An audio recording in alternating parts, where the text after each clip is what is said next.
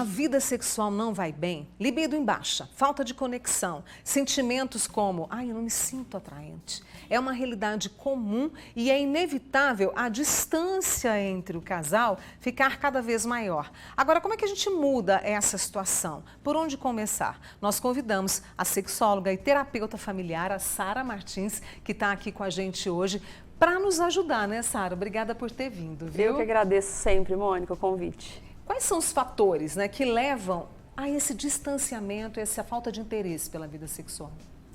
É multifatorial, né? A gente não pode colocar a culpa, vamos dizer assim, em um único ponto, em um único aspecto. Então a gente fala que é biopsicossocial, ou seja, questões orgânicas, hormonais, medicações que a gente toma, rotina estressante, sobrepeso.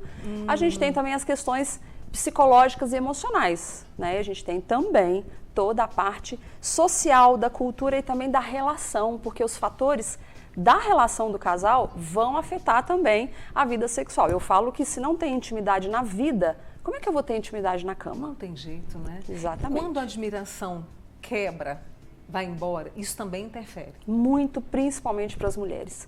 A gente fala, Mônica, que a relação sexual para a mulher, ela não é só por questão do orgasmo ou do prazer em si, ela tem ganhos secundários, como se sentir amada, se sentir desejada, o famoso dormir de conchinha, sabe? A mulher tem outros ganhos que são secundários, não diretamente o prazer sexual. E aí, quando acaba essa admiração, fica comprometido também o desejo. Eu estava conversando com os meus amigos, né, do Você, e assim, antes de chegar à cama, nós temos outras horas para que esse momento fique ainda melhor, não é? Exato. A conversa, o carinho, a atenção. Isso. E a gente tem um ponto muito importante para a intimidade sexual do casal, que é o diálogo. A gente não aprendeu a conversar sobre nada. Quem que ensina a gente a conversar, a falar dos sentimentos, a falar daquilo que a gente gosta, do que não gosta? Principalmente as mulheres. E a gente leva isso para a relação e leva isso para a cama também. A gente tem essa dificuldade de ter essa intimidade. Eu falo, Mônica, que falar sobre sexo, conversar sobre sexualidade é mais íntimo do que o ato em si. Eu também concordo Porque com você. muitas pessoas fazem sexo, né? Tem ali a relação sexual, mas não tem entrega, às vezes está doendo, não fala, né? Às vezes o homem também está com dificuldade. Então, assim, a intimidade fora da cama é muito mais importante, talvez, do que a intimidade propriamente dita sexual. E como estabelecer essa conexão tão importante por meio da conversa, né? Sem medo, sem pudor. Eu acho que tem dois caminhos essenciais. O maior órgão sexual é aqui, ó, é a nossa mente. Então, primeiramente, eu preciso identificar quais são as minhas crenças com relação à sexualidade, ao sexo. E eu preciso me conhecer e conhecer o outro para a gente poder comunicar isso. Principalmente as mulheres, elas não se conhecem, elas não se permitem se conhecer, não permite falar do que gosta, do que não gosta. Então, primeiro eu preciso trabalhar a minha mente, que sexo não é só por obrigação, sexo não é só para o prazer do outro.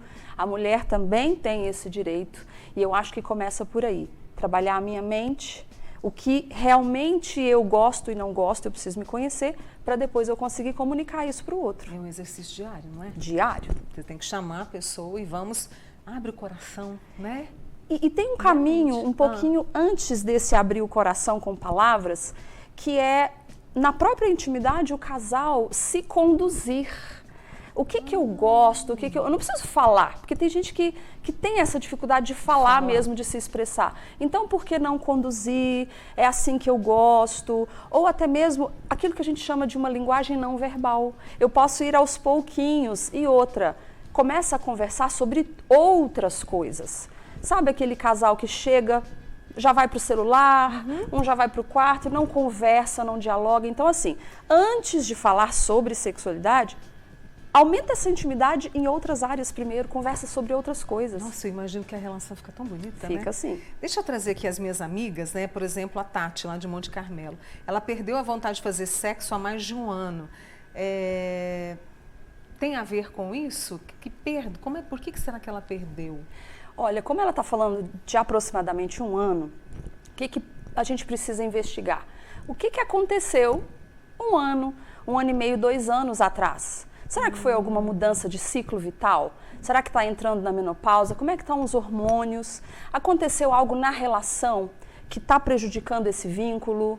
Ou seja, é multifatorial, como eu disse, né? Não tem simplesmente essa possibilidade da gente dizer é isso. Então, o que eu indico para essa nossa amiga, né?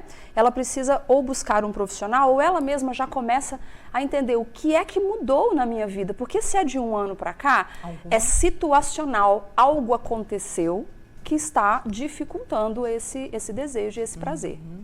E aí tem uma outra amiga nossa que falou o seguinte, que ela tem a libido está ótima em dia, mas quando vai, né, dói, sente muita dor. Aí vai embora o prazer, né? Isso aí, quando tem o desejo e não tem a lubrificação, que é essencial para que a mulher não tenha dor durante a relação, a gente precisa, obviamente, ver as questões emocionais, que isso é algo importante, mas principalmente as questões orgânicas.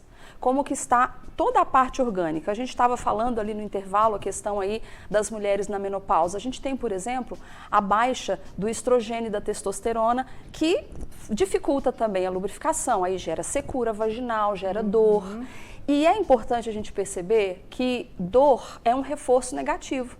Se eu sinto aquela dor uma vez, 2 vezes, eu acho que eu vou sentir sempre. Então, por mais que não tenha uma questão fisiológica, orgânica, a minha mente já me condicionou, vai doer. Aí eu travo, né?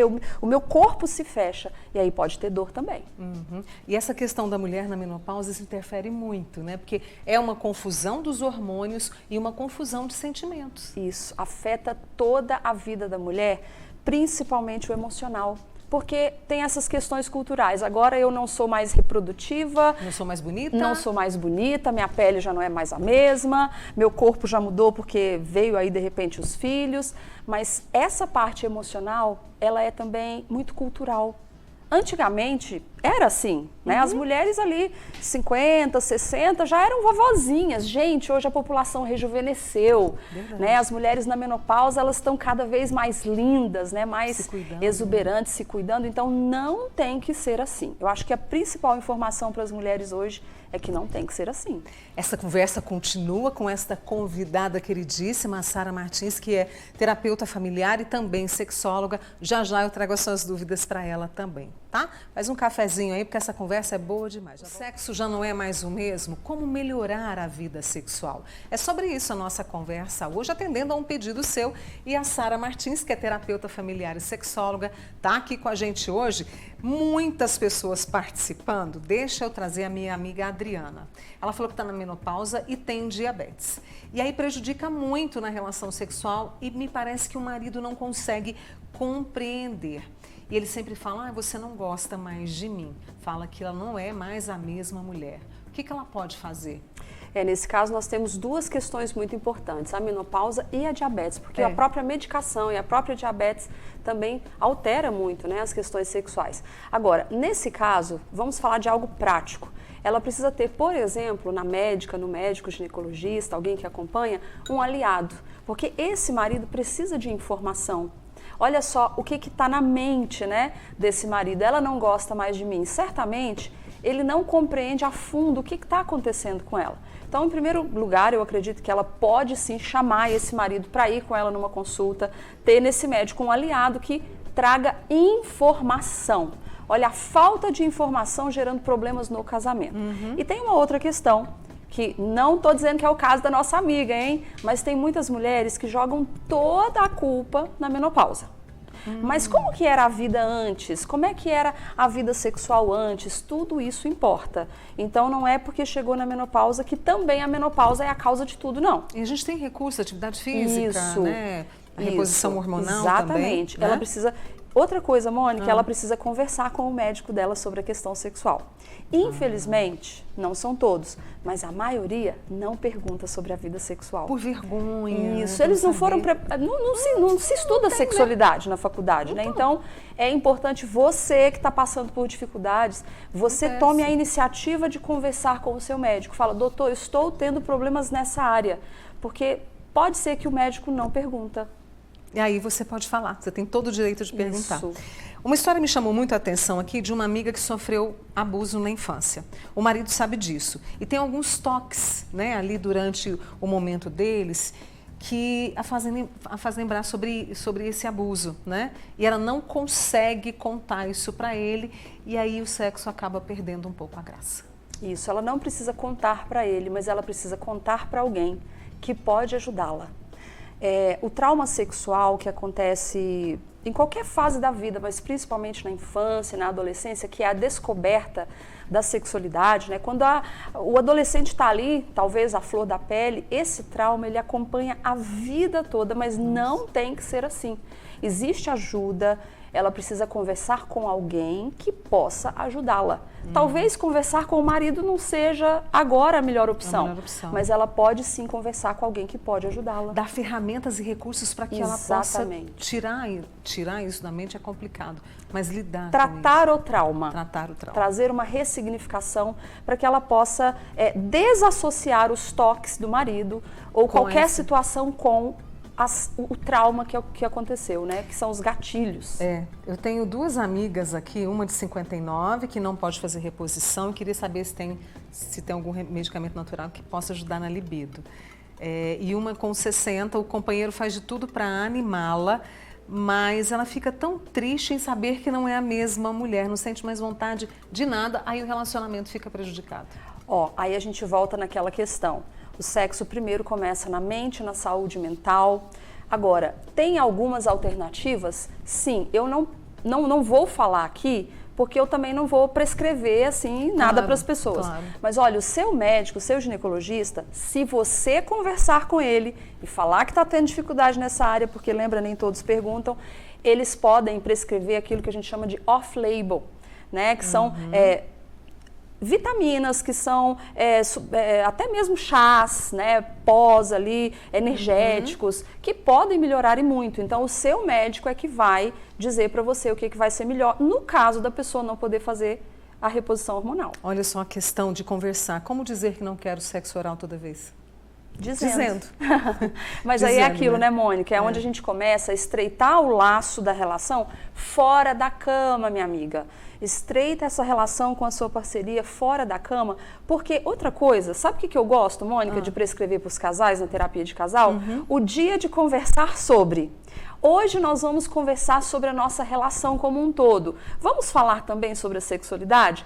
De um modo assim lúdico, uma brincadeira. Escreve algumas perguntas no papel, coloca num jarrinho e vai tirando. Por exemplo, o que você não gosta? O que é sinal verde que está liberado? O que é sinal amarelo que nem sempre? E o que é sinal vermelho que você não quer? Faça desse momento de diálogo também uma descontração, um jogo. A gente parece que na vida adulta deixa o lúdico de fora da nossa vida e ele pode ajudar tanto como você está explicando pra gente, né?